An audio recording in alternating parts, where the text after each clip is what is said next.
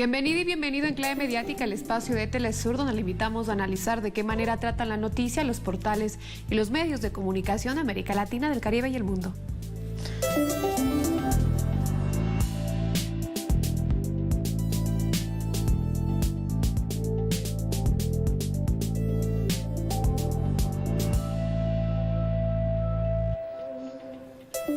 Empezamos este recorrido mediático e iniciamos con noticias en Argentina, con la portada del diario Página 12, diario independiente. Hoy señala Página 12 en relación a la exadministración de Mauricio Macri, espiar abajo del agua. Y con este titular llamativo revisamos esta información. La AFI denunció ante la justicia que los servicios de inteligencia de Macri investigaron ilegalmente a los familiares de los tripulantes del submarino desaparecido durante su gobierno. Presentaron seguimientos, fotografías e informes realizados sin orden judicial. En vez de buscar el submarino, se dedicaban a espiarnos.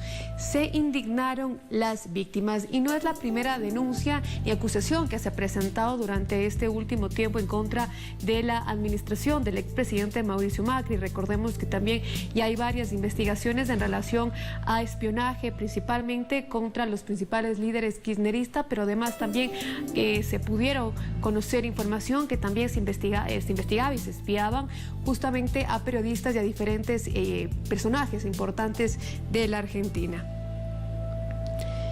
Seguimos con la información en este país. Hay muchas posturas que no ayudan a la democracia.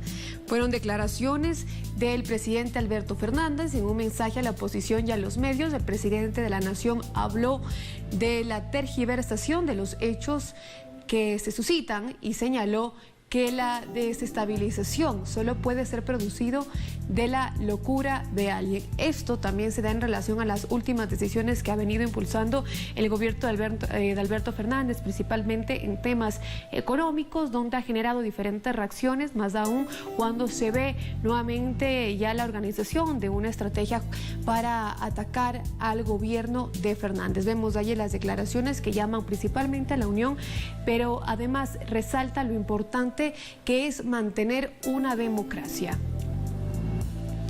Seguimos con más noticias. Pasamos ahora a El Universal, diario de Venezuela, que hoy señala: Maduro demanda un mayor esfuerzo para la cooperación sur-sur. Ampliamos esta intervención del primer mandatario de Venezuela. El mandatario intervino en la Asamblea número 75 General de la ONU, donde ratificó su compromiso con el diálogo global. Ampliamos este dato. El presidente Nicolás Maduro reconoció que la Organización de las Naciones Unidas en estos 75 años ha dado grandes aportes a la humanidad y agregó que desde Venezuela creemos que hay que revisar el mundo por completo, porque el mundo ha venido dando tumbos de errores en errores. Es un llamado a alcanzar el más alto compromiso para combatir el cambio climático, que es una realidad y una prioridad urgente, y además también demandó más voluntad y esfuerzo para fortalecer la cooperación sur-sur.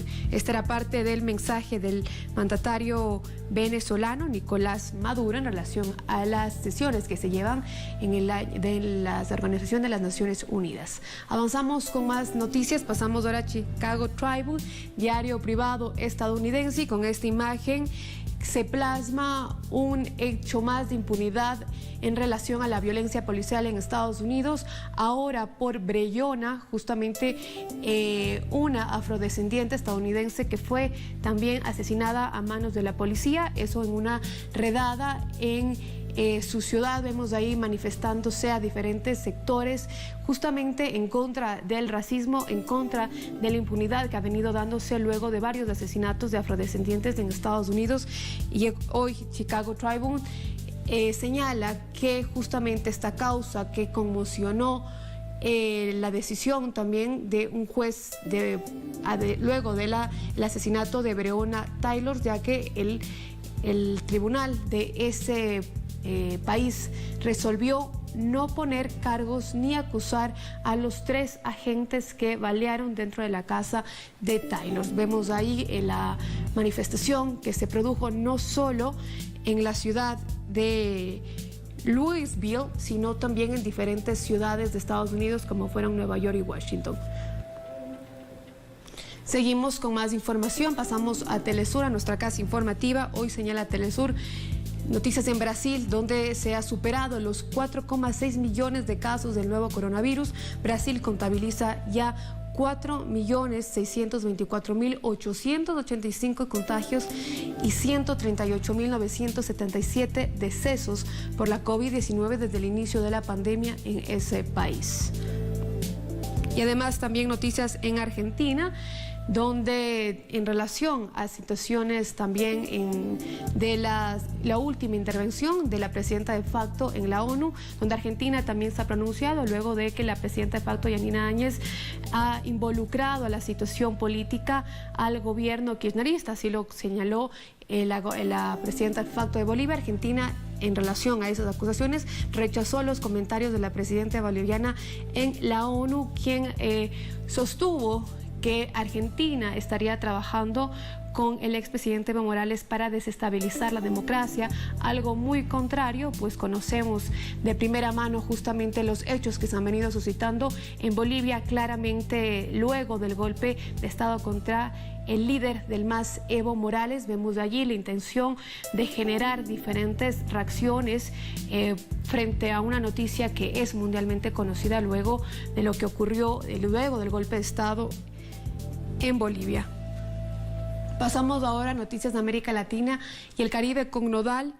Noticias que en Paraguay, donde se señala hoy que se cumplen 2 semanas del secuestro del ex vicepresidente Oscar Dennis, esto a manos de grupos irregulares donde aún se desconoce su paradero. Han hecho diferentes reclamos en relación a temas políticos, como la liberación de ciertos presos políticos que responderían a esta organización. Sin embargo, hasta el momento no hay un pronunciamiento oficial del gobierno, más aún cuando se han cumplido ya 2 semanas del secuestro. Si bien ha habido declaraciones que impulsan a que se avance con la investigación y poder encontrar al ex vicepresidente, hasta el momento se desconoce su paradero.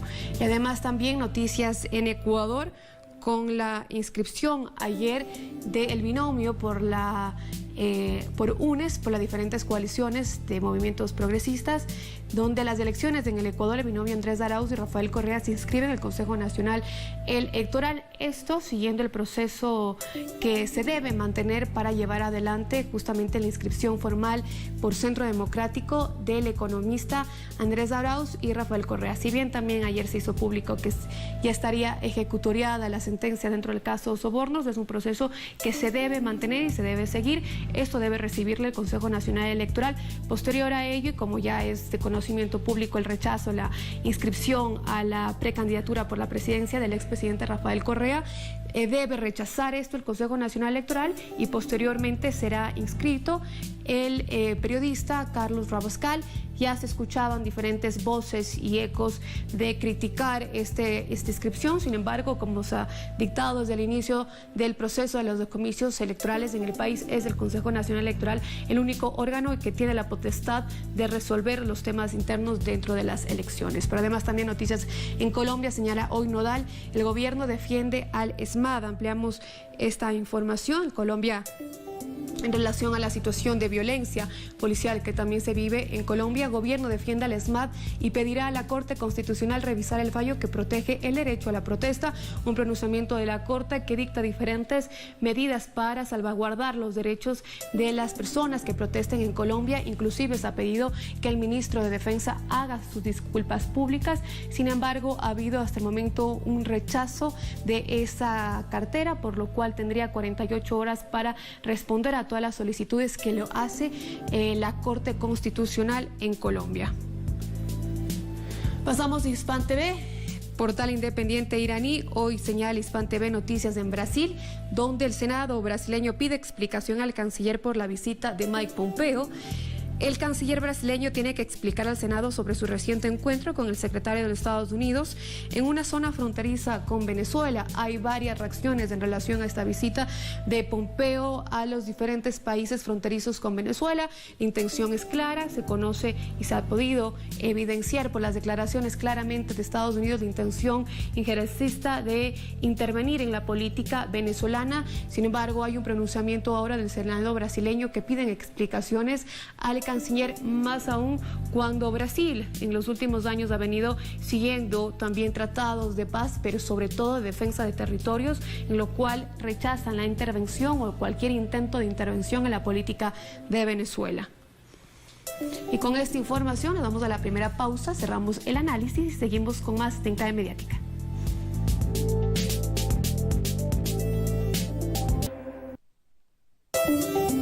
Regresamos, estamos con ustedes con En Clave Mediática, el programa de Telesur que analiza el comportamiento de la prensa. Iniciamos con las portadas de la revista Time, que destaca la imagen de Nemonte Nenquino, líder guaraní en Ecuador, entre las 100 personas más influyentes por su lucha ambiental.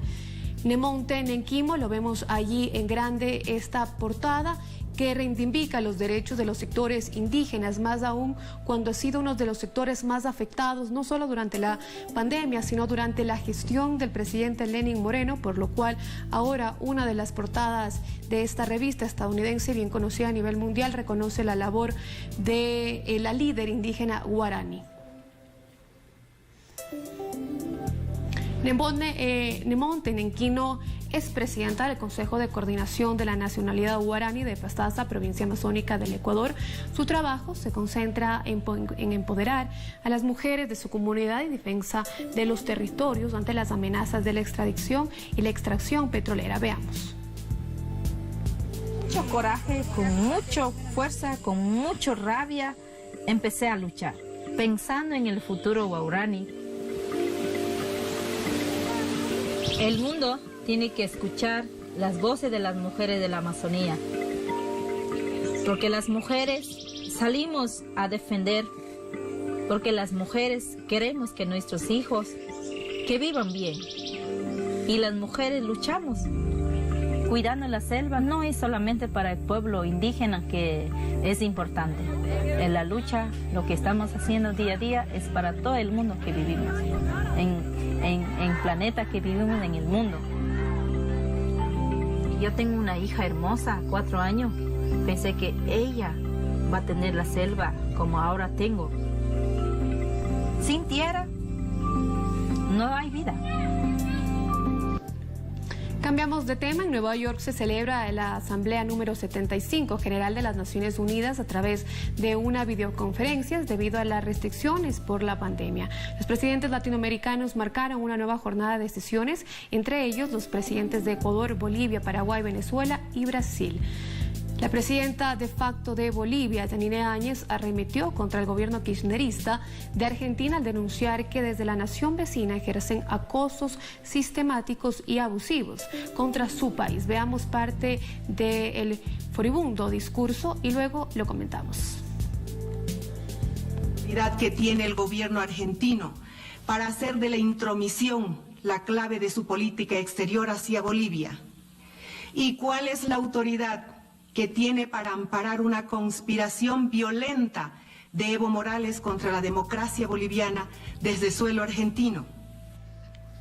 Resulta paradójico que la presidenta de facto de Bolivia, Áñez, hable de intromisión y conspiración contra la democracia, precisamente siendo Áñez quien en noviembre del 2019 fue parte del golpe de Estado contra el expresidente Evo Morales, quien fue electo democráticamente. Pero veamos la respuesta de la Cancillería de Argentina luego de estas declaraciones. Lo vemos allí en pantalla. Este fue el pronunciamiento inmediato que tuvo las autoridades y las máximas autoridades argentinas luego de este contradictorio discurso.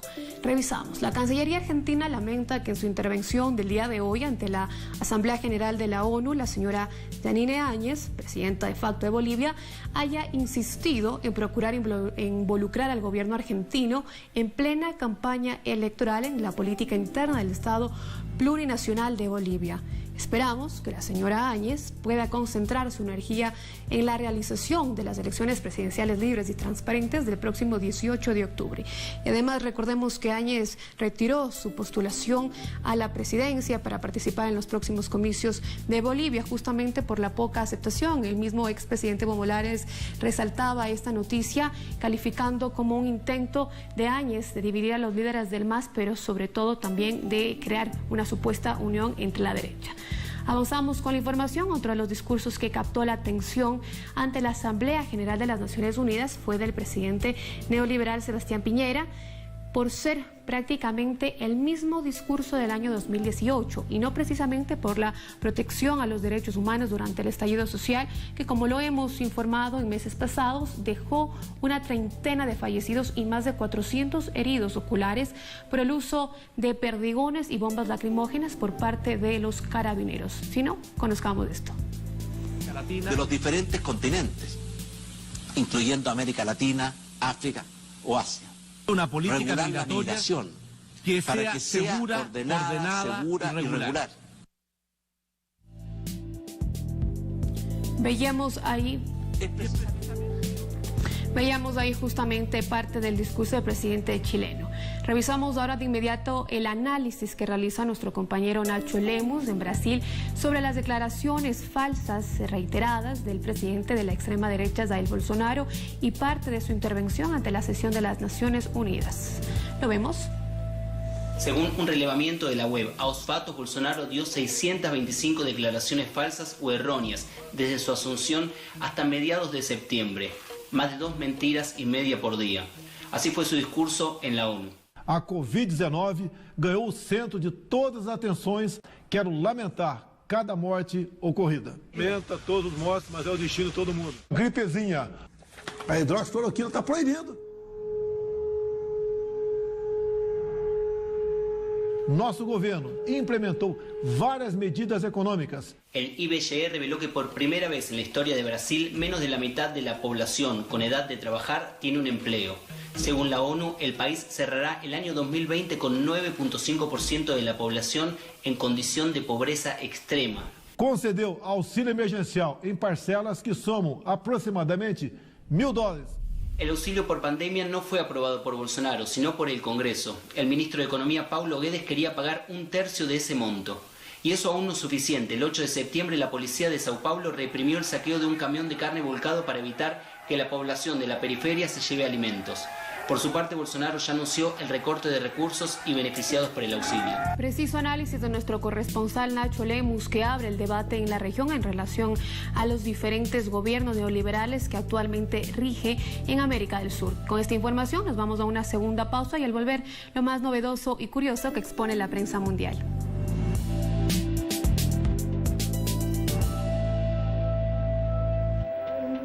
Estamos de vuelta con Enclave Mediática. Iniciamos con la siguiente imagen publicada por Reuters.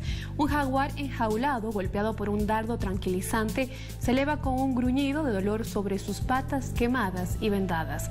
La hembra de piel manchada, llamada Amanací, es una de las innumerables víctimas de los peores incendios forestales jamás registrados en el Pantanal de Brasil, el humedal más grande del mundo. Una joya de la biodiversidad que alberga la población de jaguares más importante del planeta. Amanací tuvo suerte, fue rescatada por voluntarios y llevada a una granja en el estado de Goiás, dirigida por una organización no gubernamental dedicada a proteger a los felinos salvajes en peligro de extinción.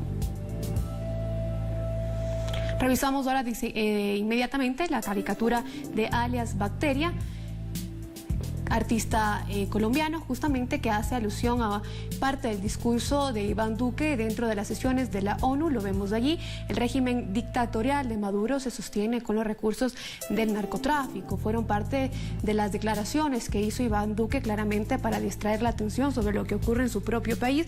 Esta imagen lo dice todo, abrazado de uno de los mayores narcotraficantes de Colombia, el Ñeñe Hernández, que claramente contrapone el discurso y profundiza esta crítica que tienen los diferentes sectores progresistas en relación a el uso de Colombia o al gobierno de Colombia para cumplir con los intereses de Estados Unidos. Revisamos ahora la información del portal de France 24, lo vemos en pantalla. Medios franceses llaman a la movilización tras nuevas amenazas a Charlie Hebdo. Casi un centenar de medios de comunicación, entre ellos el France, Medias Monde, pidieron una carta abierta a todos los ciudadanos y funcionarios electos franceses que se movilicen a favor de la libertad de expresión en apoyo a Charlie Hebdo, que fue objeto de nuevas amenazas desde el inicio del juicio por los atentados del 2015. Periódicos, radios, revistas y canales de televisión se movilizan por Charlie Hebdo. Cerca de un centenar de medios publicaron el miércoles 23 de septiembre una carta abierta pidiendo a los franceses que se movilicen a favor de la libertad de expresión en apoyo al periódico satírico que fue objeto de nuevas amenazas. Pasamos ahora a revisar las siguientes cifras de contagios en el mundo por el nuevo coronavirus. Lo vemos a través del portal del centro Johns Hopkins, lo tenemos allí.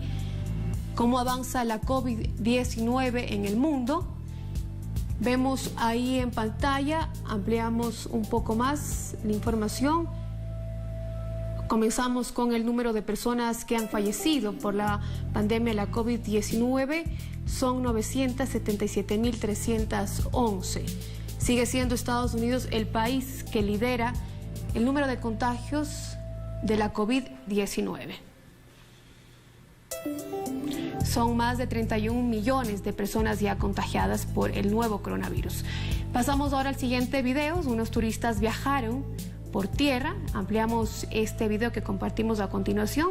Estos turistas viajaron por la tierra y agua en un vehículo todoterreno de producción ruso-ucraniana, el Sherp, para visitar la zona de exclusión desde donde se registró la catástrofe nuclear de Chernóbil hace más de 3 décadas. Lo vemos.